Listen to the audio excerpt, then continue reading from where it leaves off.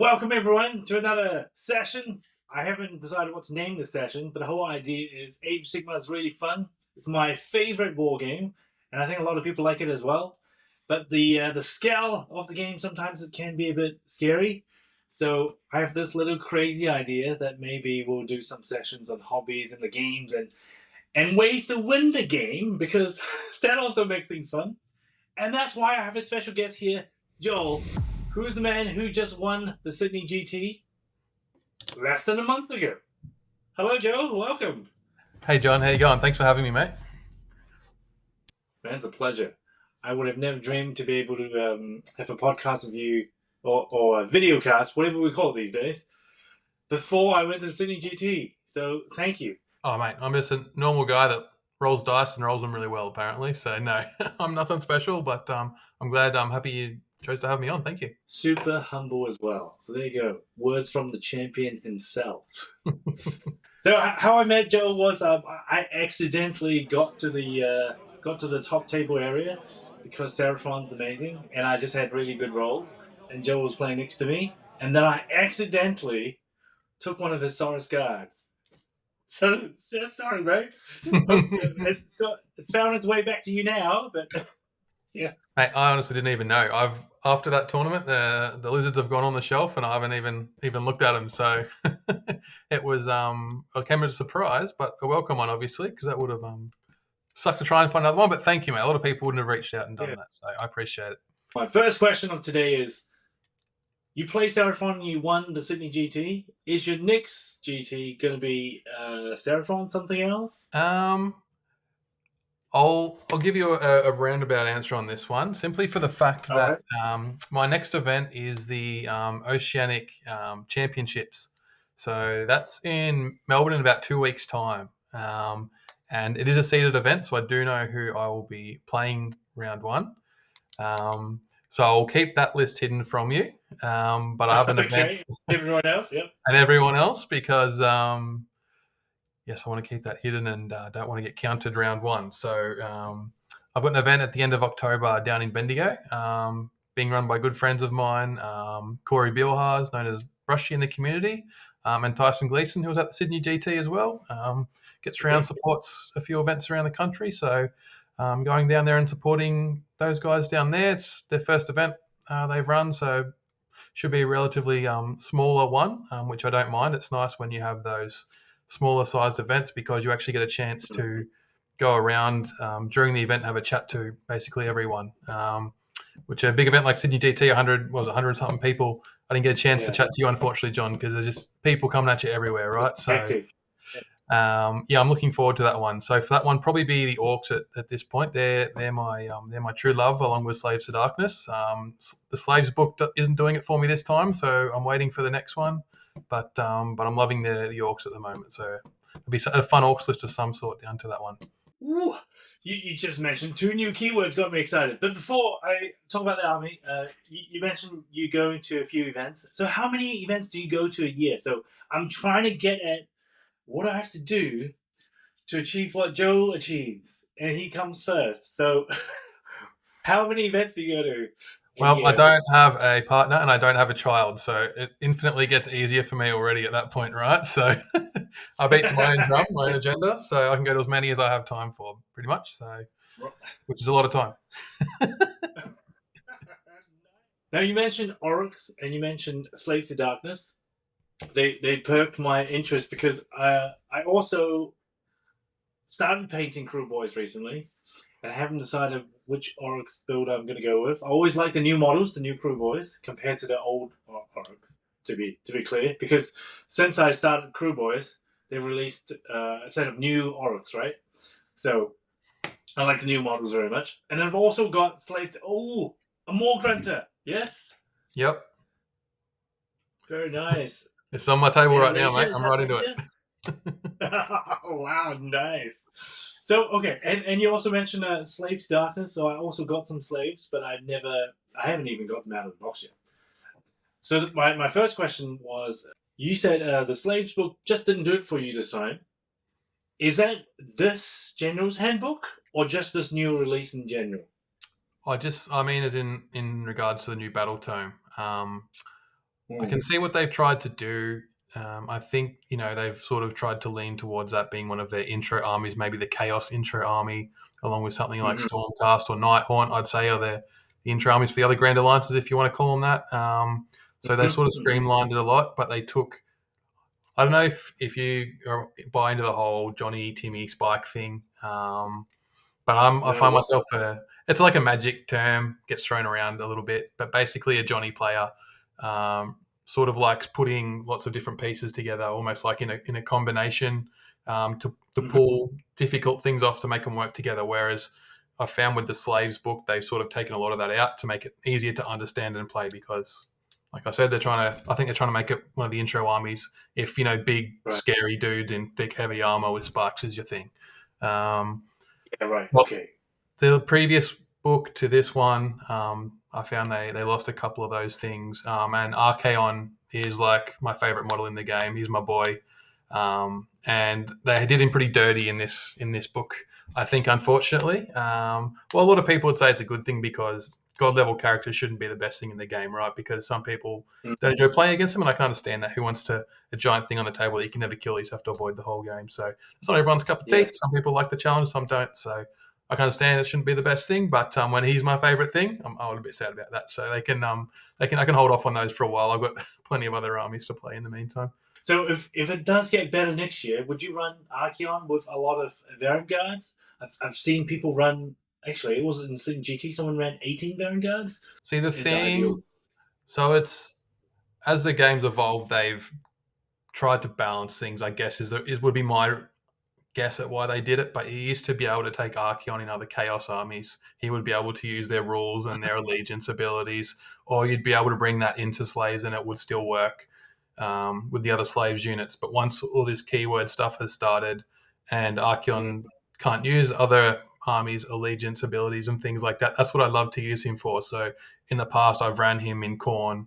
I've ran him in Zench. I did run him in Slaanesh a little one day as well, but it just doesn't work anymore because he doesn't get to use the rules. So I've sold a Zench army, a Khorne army, and a Slaanesh army because I can't use Archeon anymore. That was my reason. I really loved Archeon. So we'll see. But that's the way I enjoyed playing him. But maybe the next book they'll build something around him. Who knows? We'll have to wait and see. Right? That's probably a fair way away though at this point. So. Well, 4.0, we never know, right? I don't actually know anything about 4.0, but I'm excited. Yeah, excited. It's coming. Yes. Okay. Now talk about the Oryx. Now, you starting Oryx. Which units in the Oryx excite you? Because a long time ago, when I first started Warhammer of Levi, we had the Dominion box. It was a Stormcast and the Crew Boys, and I basically said to Levi, "You pick one, I'll play the other one." And he picked the Crew Boys, and that was the end of it because they looked awesome, but it just didn't seem to play very well. So now, what excites you about the Oryx army? I guess I'm going to touch on the MTG thing again, but the thing that I enjoy most about Orcs is Big War, because as I call myself a Johnny person. You can pull from 3 different armies and put them all together and make the best possible list in whatever direction you want to go. So there's just so much choice there. Well, there was a lot of unfortunately Bone Splitters. Rest in peace. So not long for the world, so we'll lose all those options shortly. But you used to be able to pull off some crazy things, and I've sort of stuck with them since. The things in the past that have stuck out to me is when a Rogue Idol, they updated it somewhere along the line with the AOS 2 Orcs book and gave it the Iron Jaws and the Bone Splitters, and it had the Orcs keyword, so you could get all the buffs. So it could take Mighty Destroyers. There used to be a Bone Splitters spell that would give you double move and fly. If the result of the dice was the same, so 2 5s, for example, it gave it triple move and fly. You had War Docs that could stack +1 to save. At this point, you could stack it as much as you liked. It had reroll 1s to hit on its War Scroll. Big War gave you +1 to hit and wound. So basically, if you did well on your roll and got doubles, even if it was just you cast it and you got double move and fly, you could send this Rogue Idol either 40 or 60 inches with fly. It would be on 2s and 2s. It did insane damage for the time when that was in the game. Probably wouldn't be so crazy these days, but back then it was pretty nutty. How long ago was that? Because that was before my time. That sounded pretty crazy fun. Yeah, it was fun. It had a lot of failure points, but when it all worked, it was like, oh, chef's kiss. Like, yeah, it was amazing. This was probably around the launch of the second book, so I'd say we're talking 2021. That worked. I think they turned it off not long after that. So yeah, it was good there for about a year or two. Dalton Copeland did really well with it at CaneCon in I think 2020, and then I went 5-0 at SAGT with it in March that year. So that was its heyday, I'd say, back in 2020. Like a lifetime ago. So yeah, back to the new orgs. What are you going to run? Are you going to run a lot of more grunters? You're going to pack 3 more grunters into your unit? That's if I can get them painted in time, that's where I want to go for my event in about a month's time. It's definitely not the best thing, but how cool are the models, right? Like you've got to run them. Yeah, well, they look amazing. Yeah, and the fact that they can go behind the lines, that's just really cool. Oh wait, that's only the boss, isn't it? The smaller ones only give last strike. Is that right? Well, I mean, who knows with the boss monster rampage, because they haven't worded it very well, and everyone's waiting for a fact if we get one or not. Who knows? But if it works like that, that would be sweet. Absolutely, I think that's probably what they were going for. They just can't write rules at the best, unfortunately, correctly all the time, which I understand. It's a hard game to balance and write rules for. It's very complicated. So they're amazing. The standard is obviously the rages, but 3 models for $100. It's that's also a rage. Yeah. But if you wanted to go and win events, I'd be buying 10 boxes of that and going for your life. I'll get very good converting skills from brutes, but I'm looking forward to running those guys as a little missile. So you pack a 6 and watch the other numbers fly off the page. They're pretty crazy, right? So I've heard a hot tip here. So buy 10 boxes of those. Go to the next event. There you go. You got it. Easy. Okay. Are you going to CanCon next year? I am. I was on the fence a little bit, but it's the sort of the mecca for us Warhammer nerds here in Australia, right? You'll get the experience. If you're going, I hope you're going. Working with that, yes. Yeah, beautiful. It's basically a can't miss. For me, I've got some good friends in Bendigo in the Measured Gaming Club and some other guys around that area, and we'll camp out at the race course, which is 5-minute walk from the venue. So they open up the race course to camp on. So we usually get 15, 20, 25 of us. Last year was the first time I camped, and it's incredible to sit around 20 of your mates talking Warhammer, getting drunk all night around the campfire, right? So I can't wait for that again. Didn't want to miss it. So I'll be back for that, and I'll be camping out. Can't wait. What about you? I have no idea yet. I don't know what to expect. My friend asked me about it. The same friend who told me about the Sydney GT. He's like, John, are you coming? Yeah, probably. Yeah, I'll work on it. I couldn't recommend CaneCon enough. It'd be probably the Sydney GT is probably my favourite event for the year, but CaneCon I'd say can't miss. It's really good if you're an outgoing person, you want to build a network and make connections, because everyone's there from the Aussie scene. Everyone will be there, and you get to meet everyone and have a chat to everyone, and it's just a big party. Really, most people don't take it seriously. They're just there for the socials. So yeah, couldn't recommend enough, mate. If you can find a way to make it work. All right, okay. Levi, let's write that down. Let's go to CanCon. And if you could bring the young fella, I'm sure he'd have a blast too, because it's a full convention. It's not just Warhammer there, right? So it's a full convention, man. So I think it goes over 4 buildings now. So you get lots of companies that'll come and set up, their shops, and lots of people that make 3D prints or MDF, and they'll be there with their displays and things you can buy. There's like a whole building of secondhand models that you can go and have a look through, and pick out some winners and other games that you can go and watch. So there's like War Machine and Star Wars and all those sorts of smaller skirmish games as well, and some historicals, everything. So like, seriously, he'd love it. He'd have a great time. So okay. Back to Seraphon now, because that's the latest army that I've got. Yeah, okay. I got I got a more grunter last few days ago, but I wouldn't call that an army, right? I had crew boys already. So Seraphon. Let's talk about Seraphon a bit, because for a lot of people who are wanting to start Seraphon, what to get, what not to get, or maybe some traps to look out for. I'd love to hear those. So I guess a bit of context is when I first started Seraphon, I just wanted that box because that box looked cool. Probably not Hell the best way yeah. to buy stuff, but it turned out all right. So I really like those Raptidon charges. They Oh took yeah. ages to paint. Really like them. They're like little missiles. At least that's how I think about them. So they were Oh, cool, and then I was like, well, yeah, how do I make up 2,000 points? And okay, let's get a croc. Okay, got a croc. And then now that I got a croc, maybe I get some croc cigars. And I was telling myself, now I'm not going to buy any skinks because they're old and they're just lame. And then of course I painted. I got a box of skink and painted all of them 2 nights before the Sydney Skink cheat. He's like, I can't have no screen. Like, there's no screen. So anyway, you need some um, skinks. Yep. yeah. Okay, so that was probably a bit too much all over the place. So maybe the first question is for people who are maybe thinking about starting a new Seraphon army, what would you recommend? And then what's a pitfall that maybe we should not do? Like, too late for Um, me, probably. it's quite interesting, really. It's quite a different force, I'd say, to a lot of armies in that it's sort of two armies in one. Yeah, um, Hmm. where your The coalescent Starborn sub. and your Coalesced, they play completely differently. They're basically two different armies. Some of the units can be used in both sides. Well, obviously you can use anything in whatever you want, but I guess here we're talking a little bit about if you want to do well or be successful. There's not there is a few, but there's not many units that will cross over and do well on both sides.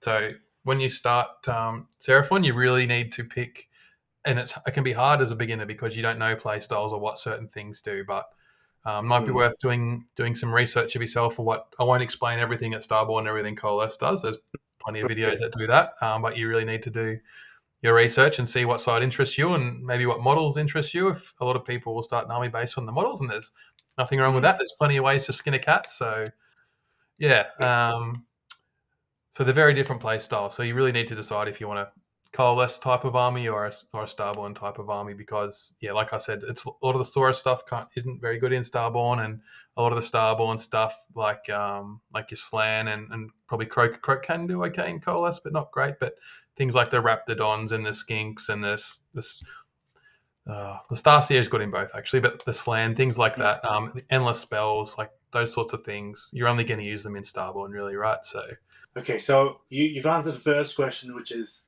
when I got into Seraphon, I thought, you know what? It's such a good deal. You buy one model, you play in two different armies. And as I start to build the armies and paint them, I'm like, no, that doesn't work at all. I can't can't figure out how I'm going to use my croc scores in Starborn.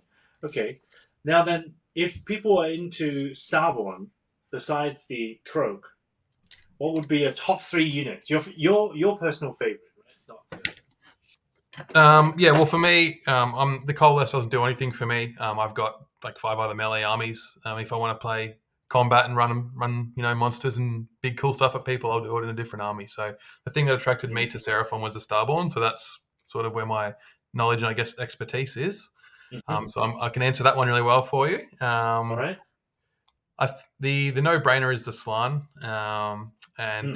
if you're going to start Seraphon, you're going to buy Slan anyway, right? Because that model is just beautiful, amazing. They've done such a good job with that one. So that'd probably be my number one. Number two would be Croak.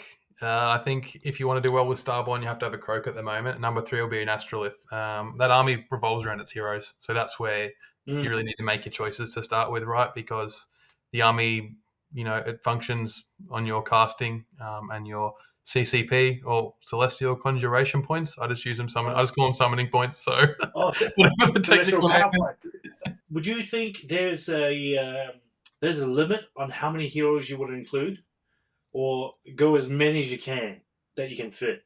Like, what was your thinking, guys? The way I would build the army is I'd be starting with 4 minimum. 5, most of my lists have 5, some have 6, just because every spell, unbind, Get you. dispel, you're getting a summoning point, and you want as many of Hmm. those as you possibly can because that's what's going to win you games in that army, right? So it is a bit of hero hammer in a spellcasting sense of hero hammer, not a smash hammer, but yeah, you really need to focus on that. That's where you'd start your army, I think, if you're getting into Starborn, is get your heroes worked out and your battle line and go from there. All right. No, I think Levi has a question for you. Oh yeah. I've got a question.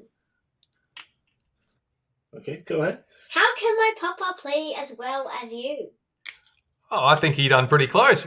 John did really well there at that one. So practice. You got to play more games with him, Levi. Did you hear that? Yes. You can play more games with me. All right. Thanks, Joe. High five.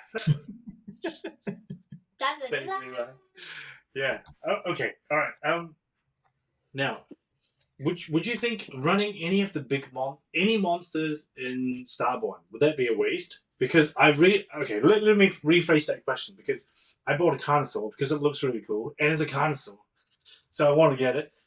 But then I couldn't figure out how to fit into the list. It kind of works, but it doesn't work half as well as the other things. So, what do you think about the Carnosaur, and then of course the Troglodon with the Oracle? Yep. Starborn. If I was trying to do well, I would not be taking a Carnosaur in Starborn, unfortunately.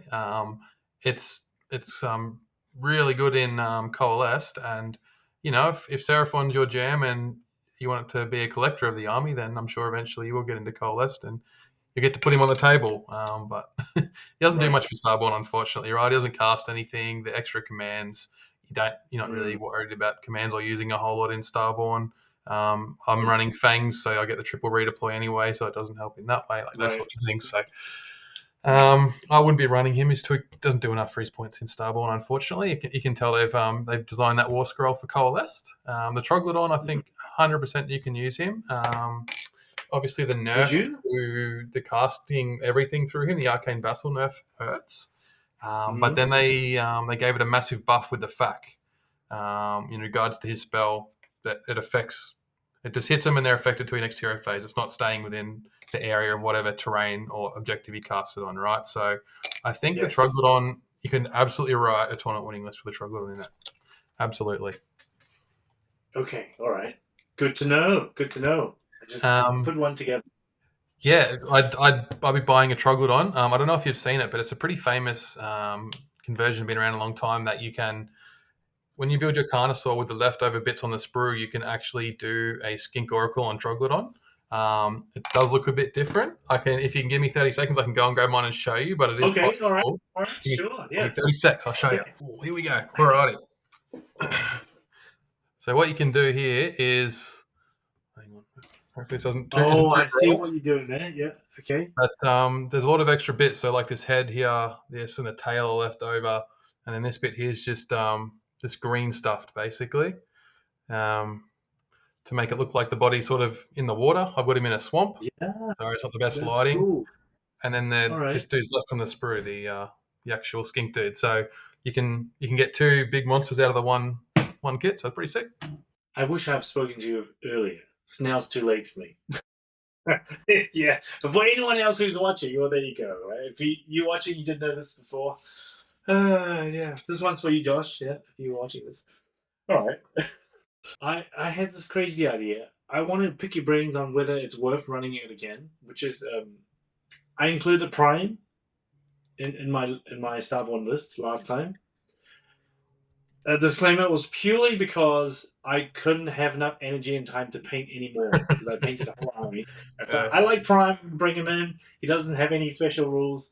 That's keyworded. So I brought him in, and he turned out quite all right. Awesome.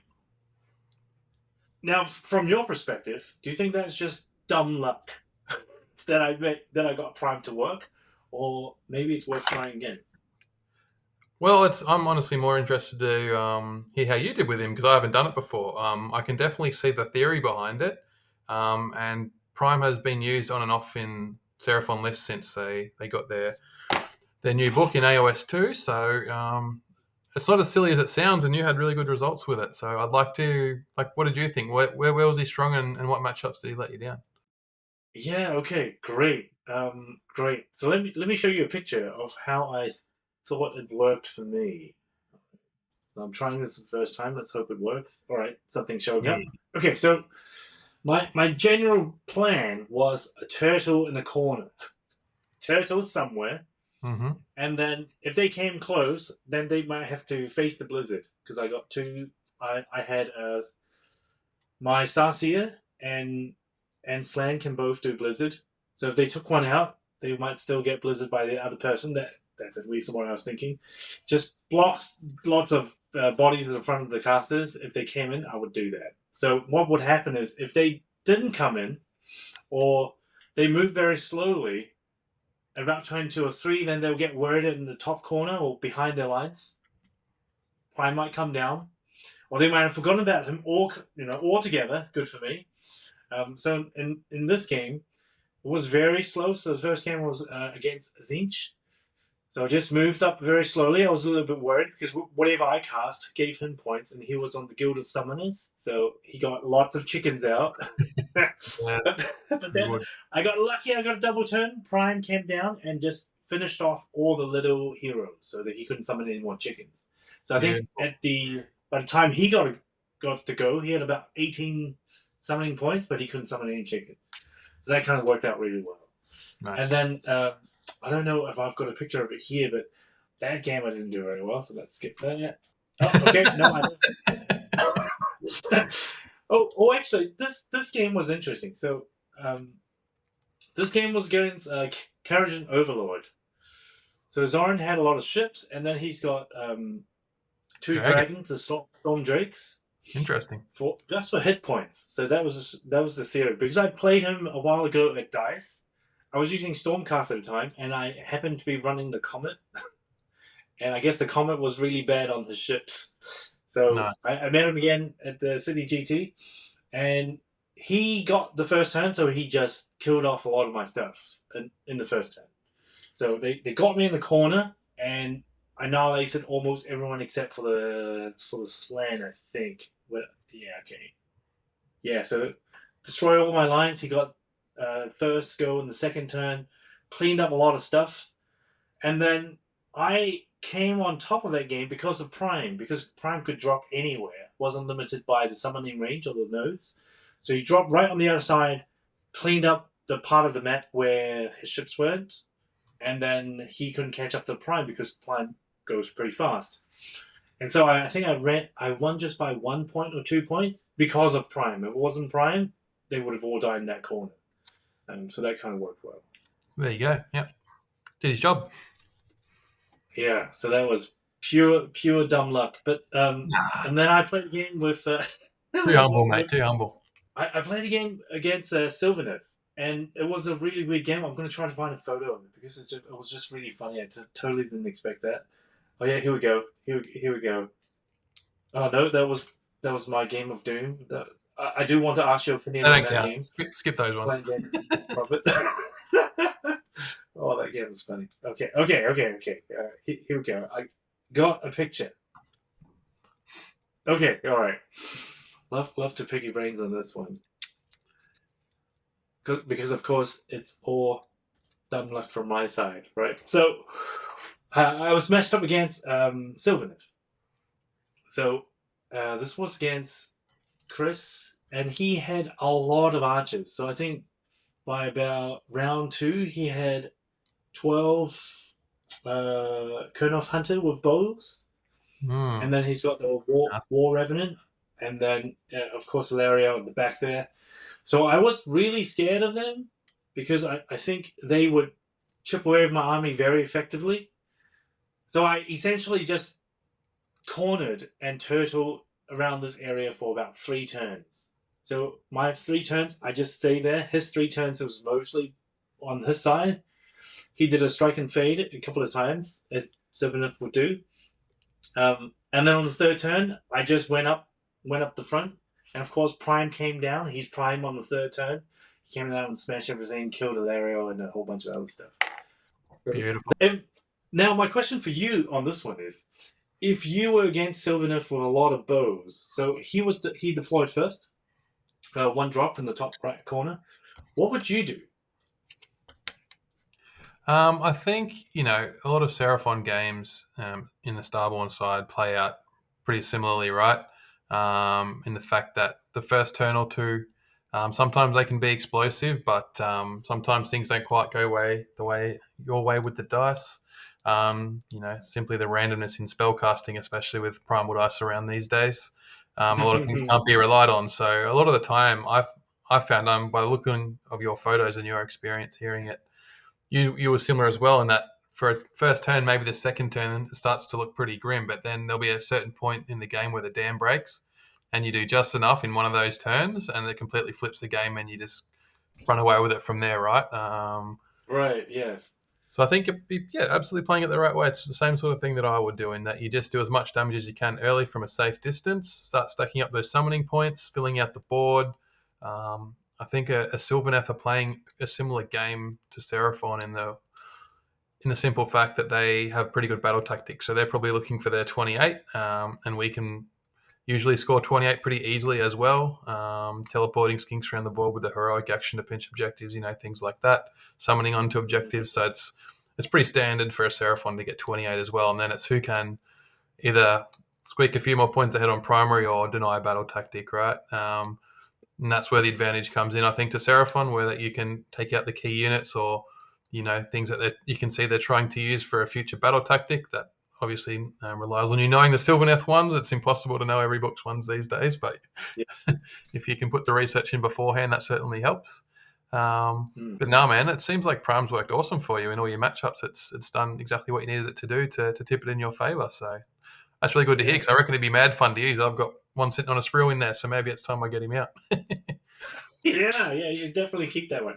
Okay, now I got one more situation to ask for your opinion, or actually advice, because if I was to face the same situation again, I don't know if I would have played differently. So let me have a look at this one. All right, so I was against Robert, and he was running the Iron Jaws. And so he deployed first, all there. His entire line is over there. And it was my turn to deploy. And I basically cornered... I try to block as many pathways as possible, right? So there's a little tunnel here. There's about 2 inches between the terrain and my terrain. And then a gap here that I needed to fill. So I tried to block it out like this. In hindsight, it was a pretty bad idea to do this. But let me hear what you think. What would you have done? Okay, question for you first real quick. Did he smash and bash your whole army? No, he didn't. He didn't kill everything. Okay. He smash and bash. My Saurus Warriors did the job to soak him up a little bit. Held out. So it was not as bad as I thought. But yeah, okay. What would you have done? How would you go against this line here? Like, this is the first one.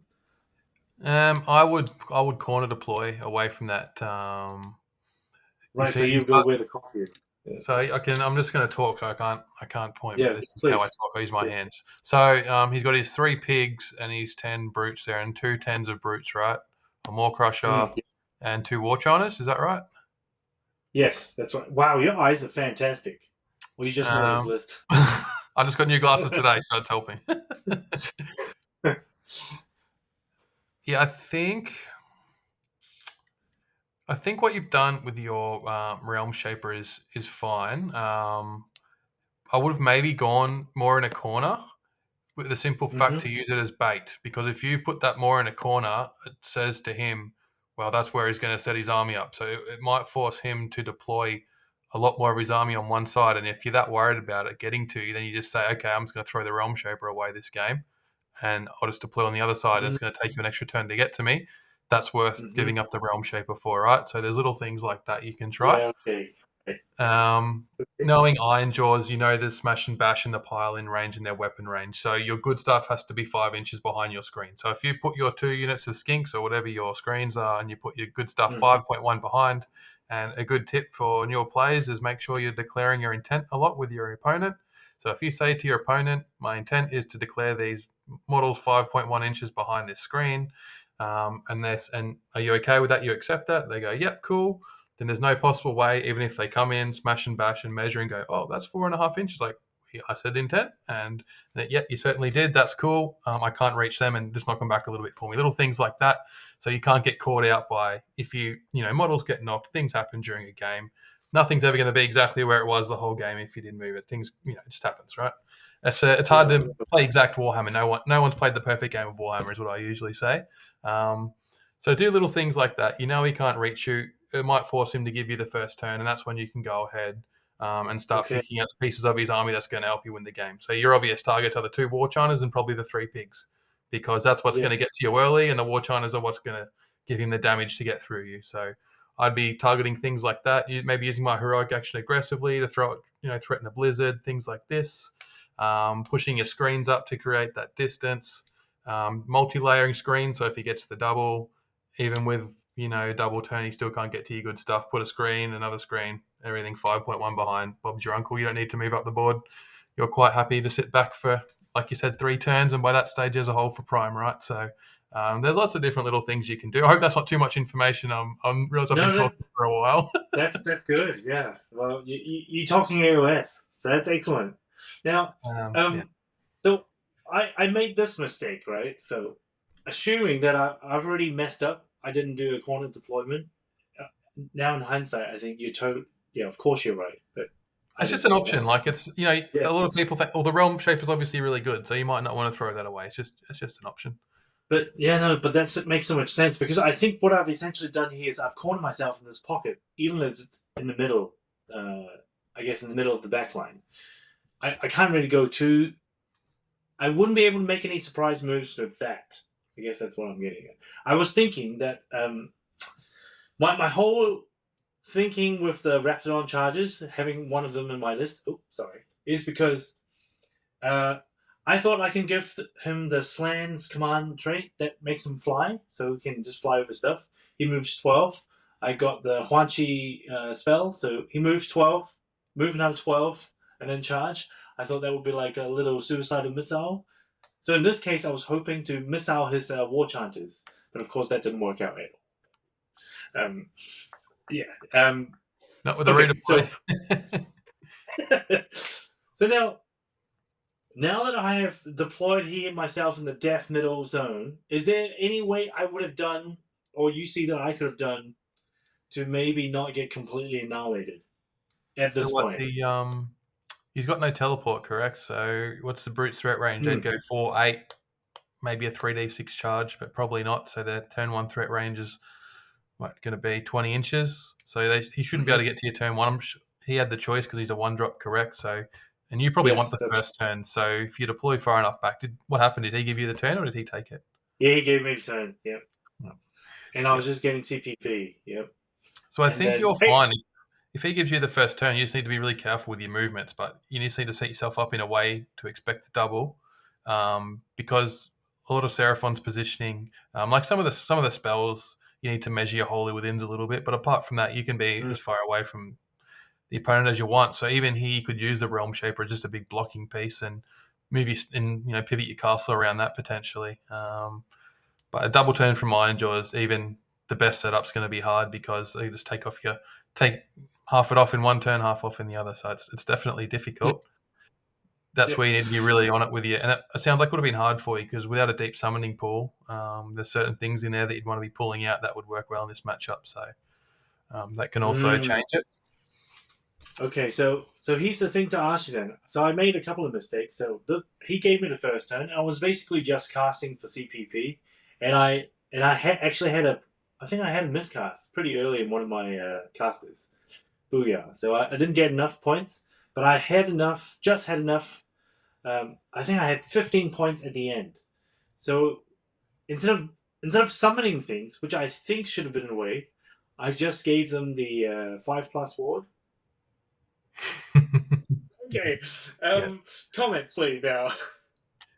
I'd definitely be summoning, I think, probably Skinks in that situation. A question for you. Do you have any endless spells in your list? I have 3 endless spells. So I've got the Gravetide, I've got the Maelstrom, and I've got the Cogs. See, what I can see from these photos at least is that you can make some really good blockers with your endless spells. around this Realm Shaper, almost to the point where he wouldn't even be able to charge you the first turn or the second turn. He'd have to, because he's only going to get one dispel right with the heroic action. So you just double layer endless spells and he can't even charge you. So there's little options like that. I definitely would have summoned an extra screen of skinks with those points, I think, and banked the 6 for a following turn when you can bank up enough. The best thing for the summoning points is the Mortal Wounds app. That's I think it's 15 or 16 points. And then if you bank those 6, you might sneak enough to be able to get skinks and something like that. My question is, how often at Sydney GT did you use the treat Rend as nothing spell? Because in my opinion, that's the best spell in the book, and that should be cast all the time. Yes, the Tepox something. Beneficence? That's it. Something like that. Yeah, Beneficence. Yes, I did. So I Awesome. always cast it. So in this case, I think I cast it on my little skinks. Yeah, on the right hand side, next to the Ram Shaper engine. So do you mean the neg 1 wound, or do you mean the no Rend spell? The So there is 2 spells that I love to cast. Okay. Which are they? The Tepox Beneficent, I can't remember which one's which, but there's a neg 1 to wound one you put on a friendly unit, and there's another spell that Slan or Croak can cast that basically turns Rend off a unit. The way it's worded is awesome for you because it's treated as 0, so it gets around a lot of stuff in the game. That one was like I was casting that every hero phase basically. It makes their biggest hammer nothing, and especially with a warrior screen sitting there in front of them, if you turn that Maw Crusher or a big unit of brutes into Rend 0, they're not going to kill them. So, yeah, right. I know what you're talking about. But in this case, I couldn't have cast it, right? Like because I think it's like 18 inches or something. Or was it 24? Yes, but you could heroic action Fort a Vassal and then cast from Slan or Croak through the Vassal. So that would be able to reach, correct? Yeah. Okay. Always an option. I did that. All right. Yeah. See, there's lots of little tricks. So this is what I'll measure, right? So this is why I love going high drop Seraphon, because you've seen everything. So this is where measuring your ranges is super important, because the no Rend spell I think is 12, goes to 18 with the Astro, and then you've got the 12 with the Arcane Vassal. The Arcane Vassal only requires within, not wholly within.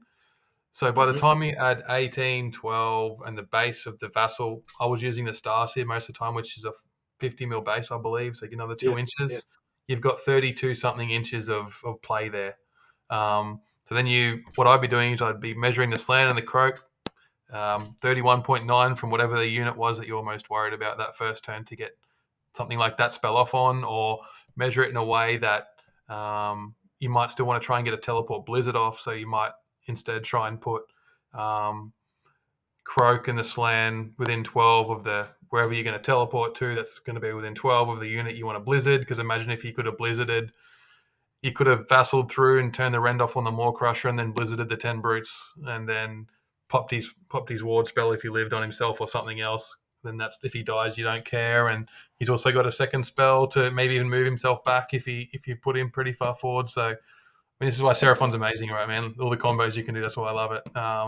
But little things like that, and this is really, like when you're in a game, right, it's really hard to remember all this stuff. That's where I find, especially in army like Seraphon, I have a laminated sheet of all the things on there that I don't need to remember, but I can quickly glance at and pick up. So I'm taking a lot of mental load off my brain, and I can focus on things like this. So I don't forget I need to put Croak 24.1 in within of that unit so I can do this, or I need to put my Vassal on this that's going to be wholly within that of 12 so I can teleport him here and etc. So again, I'm talking a lot, but I just love this army. Yeah. The possibilities are endless, right? So that's great. Well, I printed a list. Actually, I happen to have right here. I laminated a list. I printed it out. Awesome. But I couldn't even have enough brain power to go through the list and follow the list. There's a lot on there.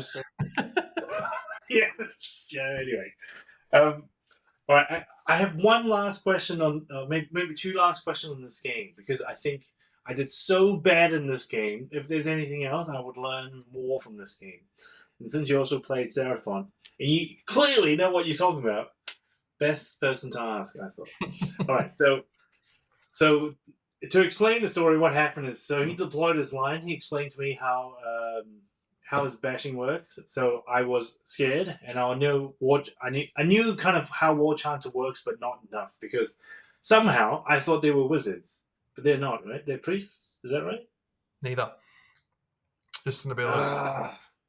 Yeah, then I should have put all the other spells out. So I didn't think about that. So, but anyway, so that failed. But anyway, so I knew they were coming forward, and I was thinking, okay, the first time I'm just going to stay there, because I literally did not know what to do at that point, which is it happened. Wasn't proud of it, but it happened. So my first turn, I didn't move around that much because I was afraid of his Maw Crusher coming to the left flank of my my back line, and I didn't have enough units to hold it, because for some reason I did not think that I could summon some skinks at the front. So that happened. So that being the case, I just kind of sat there, and then round 2, I actually won the roll off, but for some reason I didn't go first. You gave it away. Yeah, because I thought I still had my 5+ ward, and I was thinking he may not get lucky enough to come all the way to the back. And then once he moved up, I could have bombed him after he moved, which in hindsight was a terrible idea. But now, the question is, now that I've seen this ugly scene and ugly battlefield, if I won the second turn, which I did, what would you have done in my shoes? Or what do you recommend me doing in this starting point of the second turn? Have you got a photo of the start of the second turn of where the board position was? It's pretty much this. Okay. Yeah, except without the Maelstrom, because I think I summoned Maelstrom. Yeah. I guess before I answer that, I'd just like to say, you just need to have, realistic expectations. And especially for people watching this, you're not going to go into your first tournament and know what every army does and the best way to play against it and to counter it, right? And especially depending on your learning style. There's people learn in so many different ways, and a lot of people don't learn, or it doesn't really click with them until they play against it or actually see it with their own eyes on the table, right? So don't feel bad, man. It's Ironjawz are one of those armies you need to play against it, and it's a great army to verse as a beginner, because the first time you play it, you'll get your ass kicked, because it was great fun. Right after, I want to buy Ironjawz, but anyway. Yeah, but it teaches you a fundamental part of the game, and that's how to screen and how to screen properly. And again, you don't realize it depending on your learning style until you've seen it and played against it. And you're like, okay, next time I'll do this differently, and I'll be fine, and I'll smash them, because I know exactly what they're trying to do, and they can only do one thing. They do it really well, but once I know how to beat that one thing, I'm fine. So don't feel bad at all, man. I'm sure next time you play Rob or play Ironjawz, you'll know exactly what to do, and you'll be like, I got this. All right, now I'm waiting. I'm waiting for the part of what do I do with Ironjawz? How do I handle it? The answer would change a whole lot from what I gave before, because the board hasn't changed a whole lot, right? Right. I would push out screens. I would be teleporting my Starseer for blizzards and to vassal through. Right. I'd be using something, whatever you feel like you can sacrifice to start scoring you some primary points. So I'd throw something out on an objective somewhere. The other trick to know with Ironjawz is that for them to hero phase move, they need to be outside 12. Otherwise, they have to attempt to charge. So another good trick if you're playing Ironjawz is, especially with a unit of 10 skinks, because you can stretch them out pretty far, is you could pretty much tag at least everything in the front row, everything probably but the Maw Crusher, to just put them 11.9 away from all those units. Say, okay, all those front rows of brutes, I'm going to put one skink with 11.9 of all these units, and then if he lands a 12-inch charge on the dice, so be it. But it's extremely unlikely. It's a hero phase, so he can't re-roll it. He's not going to have any pluses on brutes, so he has to roll a natural 12. And then he can't. That instantly takes 4 inches away from his brutes movement and potentially 9 from his pigs, right? So little things like that you can do once you know the army you're playing against. But you don't know the army, you don't know. That's how we learn, right? Yeah. No one ever went 5-0 at their first tournament. I went 1-4 at my first tournament. So you're already kicking my butt in that way. You're smashing it. So don't feel bad at all, man. Got good dice, mate. But yeah, okay. Can I All buy right. 'em? Okay. So okay. Summon more skinks, puts the line out, and block the charge. Right. Remove the movement from the brutes. So we control the board more, and maybe teleport in a blizzard. Actually, that's been FAQ'd, right? So we can't do that anymore. Not Is anymore, that true? but you Could have can. done that. You can always set it up for the following turn. So there's still play Yeah. there. There's still times where I will teleport into blizzard range and then move a skink screen or something in front and say, hey, if I win this roll off, you're going to get blizzarded. So it'll make your opponent really think. I guess a lot of people have a certain way they think about Warhammer. I might have a saying. What I always like to say is force your opponent to make as many decisions as possible, and they're going to make. The person who makes the least amount of wrong decisions wins the game. So I like to force as many decisions onto my opponent as possible, and then in that regard, they're going to make more wrong ones because they have to make more decisions. Right? It's more of a mental load. So try to make your opponent make as many decisions as possible, and all these little things I'm explaining, how I believe I would play it. As you can imagine, I'm forcing a lot of decisions on their side. What's the best way to tackle this? And that's even just heroic action, someone fall within 12 of blizzard, and if it's the bottom of a round or something, and say, hey, if I win this roll off, or even if it's the top of a round, if I win the roll off, then you might get blizzarded. So how do you want to go about this? Do you want to keep your good stuff outside 12, or do you want to come over and try and kill him? And I might want you to go and kill him and leave something else alone. So just little things like that. That's a great tip. Yeah, I've noticed Robert was doing that to me a lot. You sure you want to move there? The Maw Crusher is going to kill everything. All right, okay. I'm not going to move now. So, yeah. He's playing mind games with you. Yeah, you got to be careful on those. They'll get you. Good fun. Totally worked. All right. So, I guess played out this game since we talked about it a bit. Essentially, they got through the back line. Of course, the Maw Crusher came on the left side, as I thought. The Skinks couldn't block 2 turns of the skink line on the right. Couldn't block 2 turns of it. And then he deployed another unit of, I think, 10 brutes from the baseline just underneath the temple. So came in there. You're pretty surrounded in there. Yeah, basically killed everything at that point. And then I think Prime came down, and I could have had a chance if I killed one of those 2 war chanters in one turn. And I think I missed by 1 health. Dice roll thing. And he cleverly placed the war chanters out in a way that my Prime couldn't hit both of them. So 6 away from each other. Yeah. And then it was just carnage from that point. Yeah, that's it. Actually, Prime did a lot because he came down 3rd turn, but of course at that point I already lost the game. I didn't have enough victory points. So yeah. Okay, all right. So enough talking about my failures. Hey, look, you learn a lot more from a loss, right? So. Oh yeah, for sure. Yeah. And I like to add that was still super fun. I think that was the most tensest game, the most tense game I've had in the whole weekend. I really felt the force of the Iron Jaws coming down. He's a good dude, Rob, but he's a very good player. Yeah, so he'll make you earn it. Yeah, he did. He made me struggle big time. I think at one stage I couldn't form complete sentences because I was just thinking about Maw Crusher so much. True story. Okay, well, I've taken a lot of your time. Thanks for being here. I mean, I can talk for a long time, but what I would rather do next time, if possible, is to have you on again to talk about another army. Because I heard an urban legend about you, Joel, that you just go around and wins a lot of GTs. You start one army, and then win, and it's just crush it with that army, and then you move on to the next army. I don't know if that's true. Is that how you would put it? Is there any credibility to that urban legend?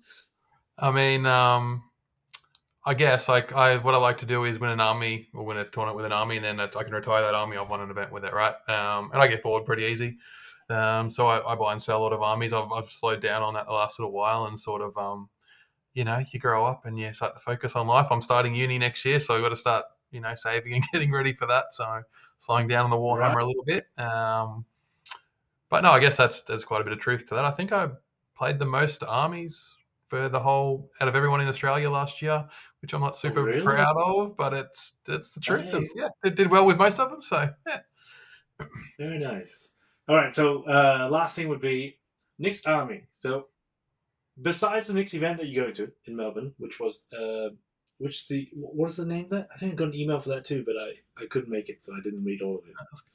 Oceanic Qualifying? Championship Circuit Championship. I don't know, something like that. It's the qualifier for Qualified to fly over. Yep. to America. Yep, the Warhammer Right, okay. Championship thing.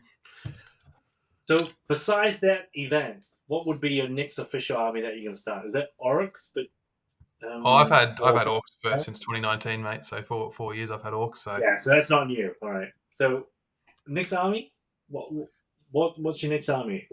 We're going back to. I'll be honest with you, and I hope none of my friends watch this because I'm going to cop it for this answer. But I really love the changes they did to the Luminath with the Rend, with the cows and the Metrica, where it reduces Rend by 1 or 2. I reckon that army is really, really solid now, like really good, sneaky, hidden good.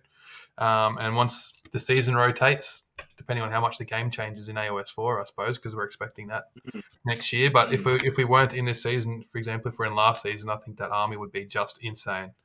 So Really? I would enjoy playing that. I'm not really an elf kind of guy, but the rules sort of interest me, and I think the big cow dudes look kind of cool. So I would like to play that, but probably no armies for me for a little while, mate. Needs, like I said, starting uni next year and got a trip to America to save for in November. So it'll be what I've got and just working with what I've already got for the next little while. But no, what about yourself? What are you eyeing off? You just starting the Orcs? That'll be you for a while. Yeah, I think I'm going to be starting the Orcs. So I got a box of Orcs, the army box that just came out, I think, last Christmas. So I picked that up, but never got into it. But now they gave Orcs like a couple of battle tactics. Seems kind of playable, even if I sucked at them. So, and I love the models. So yeah, I'm going to try that. I've also got some Loomies in the back end, but there's just so much trims. It's way too much trims. I don't want to paint that army, right? Yeah, but I am interested in what you said though. Like, why is the new Metrica rule so good? I mean, I saw it, but it didn't click with me. So before, if you were versing a unit like Varangard, or someone got lucky on their Hoarfrost and made something Ren 3, did nothing. But now it always works. And when you've got two massive heroes that, one's a hero and one's a behemoth, but they're basically the same thing, right? I'm talking about Avlanor and Alarith. That are big, stompy monsters that hit really bloody hard and have lots of buffs and debuffs. Like, do so much. And they're on a 3-up base save, and you're reducing everything's Ren by 2. Then you've got an Aether, Quartz, Mystic Shield, all that defense. For Avlanor, you've got Best Day Ever. Those things, man, like, unless you're rolling ones, they are never going to die. They're going to be saving on 2s almost all the time. So that's just obnoxious, pushing those forward into an enemy army. And then I think a lot of people are pivoting away from the Sentinels into more like Ballistas. I think the points have sort of got to the point where it's flipped from Sentinels to the Ballistas are the more efficient unit. So when you sit those behind the two big monsters and just firing 2, 3, 4 Ballistas at people on top of the other stuff Luminath can do, they've got easy battle tactics, etc. I think, Light of Eltharion is really solid at the moment too. I think there's a really good army sitting there, man. So. Oh, okay. One last question on that, because I feel like that might be another great video. Now, if you did do that army in an alternate universe, right, somewhere in the multiverse, would you run Techless on that list, or no? Not the season for Techless, unfortunately. He's shelf bound for a little while, I think. He's fine. You can play him. You can do well with him. But if I'm just talking in regards to 5-0ing or winning tournaments, that's sort of the point of reference where I'm coming from, I suppose. So I don't think you definitely could, but I don't think it's the best choice. I'd be just running 2 big cow dudes and some dudes to sit on objectives, a unit of Dawn Riders to clear some chaff. You're going to run into zombies at some point, right? And and some So which shooty hero ballistas. would you run? In that case, which hero would you run? Stone Mage? Oh, look, I think there's a fair bit of flex on what you enjoy, but I think the core of the list, in my opinion, would be 2 big cow mountains, some version of a shooting unit, whichever your preference is, or whatever you own. In a lot of cases, it's easier than if you've already got the Sentinels there. It's not worth running out and buying ballistas or whatever, right? It's not a huge difference. I'd say 2 big mountains, maybe 1 unit of Stone Guard minimum, because you need something to sit on an objective, and that 4-up Mortal Ward's pretty amazing. I'd say that's probably the core of the list, and then you can just fill with whatever you enjoy around that. Some people, and probably at least 5 Dawn Riders. I'd say you'd probably want those. There's a lot of one wound good stuff at the moment, or 1 or 2 wound good stuff. So, yeah, go to town. Whatever you love. There's a lot of options in that book. Like Blade Lords are cool too. It's cool to see some of those on the table. So, these are good tips. All right, I won't sell my Luminative sprues yet. sell it to me, cheap. You selling it? Yeah. I've got a mountain, just a grey one there. Yep. Now I might need to get another one. Thanks, Joe. Are you selling one? Sounds like you're sucked in with the rest of us, mate. They get you. They got me good. I feel like I didn't told you about tons of things, but I did originally thought it's going to be like 30, 40 minutes. So I've taken enough of your time. I'd love to have you back again.